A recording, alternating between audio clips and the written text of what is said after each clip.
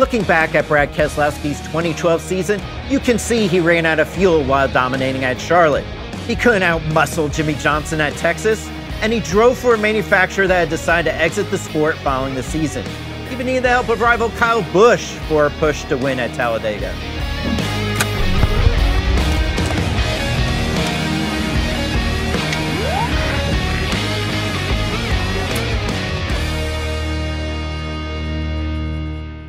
Now you know why you can see Keselowski holding a huge glass of beer following his title that year.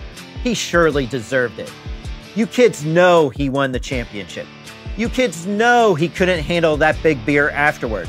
What you kids don't know, it is a story of perseverance from before that season, through that season, and since that season. Keselowski can look back 10 years ago to the good times, but he doesn't. I don't really like to look in the rearview mirror that much. I just have always found that looking forward is the best way to be. Just how much forward will Keselowski have to look to envision another title? He didn't even make the playoffs this year in his first season as a driver and co-owner at Roush Fenway Keselowski Racing. That's right, RFK Racing, the K for Keselowski, as in Brad Keselowski. The 2012 Cup champion left Team Penske after last season because he wanted more control over how the race team he drives for goes about getting better. So he invested in an organization that he knows has the historical pedigree to run well, but it needs to acquire better resources and find better ways to maximize those resources. He knows just how important a good team and good resources can be. He can look at that 2012 Team Penske squad to know. Keselowski for the second time will go to victory lane in Talladega. He clicked with crew chief Paul Wolfe, who guided Keselowski to the 2010 Xfinity Series title. That was a year Keselowski pulled double duty as a rookie in the Cup Series. It was a rookie season that didn't go as planned. Wolfe took over as Keselowski's Cup crew chief in 2011. Just 2 years in the Cup Series together, they both sported a Cup championship ring. Well, I knew it was a watershed moment for me. I don't know I had any serious expectations of what it would mean for me. But I knew personally what it would mean for me if I didn't externally. And personally, what I knew for me, it was an internal validation and something that I could build off the rest of my career. Validation was important to Keselowski, who has experienced the career he wished his father could have enjoyed. His family were racers. They're based in the Midwest and primarily participated in the ARCA Series, where his dad was the 1989 ARCA champion. They also competed as a family team in the NASCAR Camping World Truck Series.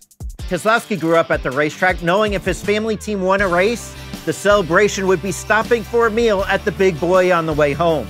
If they didn't have a good day at the track, they would drive by with no sit-down meal. All Keselowski knew about in life was scratching and clawing and racing to be able to get to the next race and to put food on the table. He had firsthand knowledge of the grind, including his parents' team going bankrupt. And while he had dreams of winning the championship, the reality was that his early career was more dream than accomplishment. Doing the best he could with an underfunded team in the Xfinity Series in 2007, Keselowski got his big break when Ted Musgrave was suspended for rough driving. Keselowski won the pole at Memphis and led 62 laps in a fill-in role. That led to an Xfinity ride at JR Motorsports, where he could shine.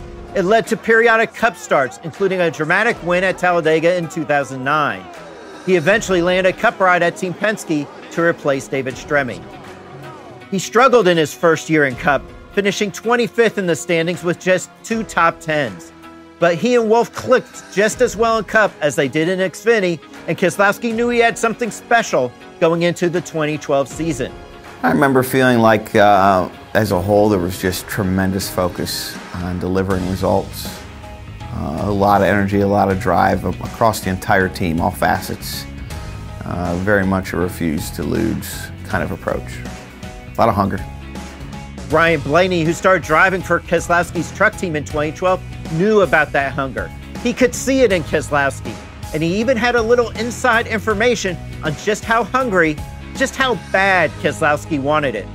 Gosh, he works hard. I mean, he was an incredibly hard worker, and that's something that my dad tells a story of. I think it was either 2011. Yeah, it was 2011. It was the chase race in 2011 where they were tandem all the time, and Brad called Dad up wanting to tandem with him all race, just out of the blue, midweek, and then Dad got to the racetrack and Brad called him over to his bus, and Brad had all this film lined up, ready to go for he and Dad to watch, and Dad told me that story, and just it shows how prepared Brad is.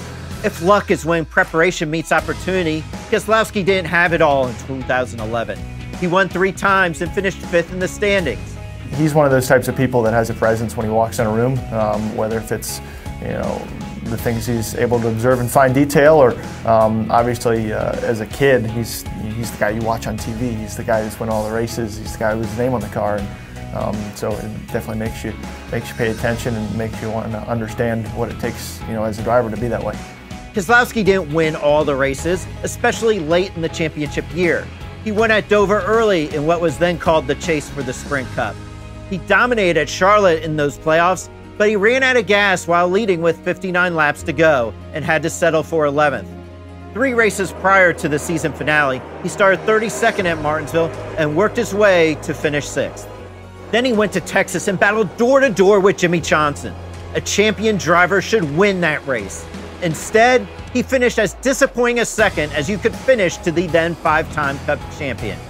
And it left Keselowski 7 points behind Johnson for the series points lead. But Johnson blew a tire and crashed at Phoenix, and the infamous Jeff Gordon-Clint Bowyer tangle later in the day ended any hopes of Bowyer to win the championship. Keselowski finished 6th, putting him 20 points ahead of Johnson going into the final race. That meant Keselowski just needed to finish 15th or better at Homestead to win the crown. Vaguely remember the mentality, I guess, of I felt pretty good about going to Homestead and being able to just put together a salad race. I remember we didn't have our best race, but we didn't need to. Keselowski finished 15th in the championship race, exactly what he knew he had to do going into the event and to secure the biggest trophy of his life. I remember parts of the race, not too many parts of the celebration. There is plenty of video evidence of at least part of the celebration, where he showed off a big glass of beer whenever he could. We did it! That's pretty simple, right, guys? We did it! As big as that beer glass was, so was Keselowski's potential to keep filling it year after year with title after title. But what happened? He hasn't won a title since then. I definitely felt like we'd win another championship, and I feel like we had opportunities. We probably had 2 or 3 realistic chances to win it over the last 7 or 8 years, and it didn't come together for various reasons, but I was hopeful and thought it would for sure. He did come close, winning at least 3 races each season from 2016 to 2020 and making the championship races in 2017 and 2020. He arguably had the fastest car in the championship race 2 years ago at Phoenix, but an untimely poor pit stop cost him the track position he needed to vie for the title. All in all, after winning the 2012 championship, Keselowski won 26 races in 9 seasons at Team Penske before embarking on what might be the biggest challenge of his career as a co-owner and driver. Oh, without a doubt, the credibility for winning a Cup championship has lend credence to me throughout my career, and this next phase with being a part of RFK is probably possible only because of that moment. His RFK teammate Chris Buescher can see what made Keselowski a champion through what he has seen in Keselowski, the car owner. The championship isn't what makes Keselowski an effective team car owner. It's the ingredients he needed to win the championship that make him effective in that role. I don't know that the cloud of it necessarily matters. I think what's going to matter more is the drive and the devotion to making his next venture successful, right? Not just from the driving standpoint, from the ownership side. Just hearing him talk to some of our partners on the way, in smaller groups, hearing him talk about the excitement he has for taking on this ownership role and being on both sides of it. That effort is what earned him a championship to begin with. He's focused on giving that effort. The memories, they will have to wait. Will he one day relive that great 2012 season? Probably when my career is all said and done. Hopefully one day when I'll be with my kids and looking to do something really cool and remember the past. But for now, it's all out the windshield.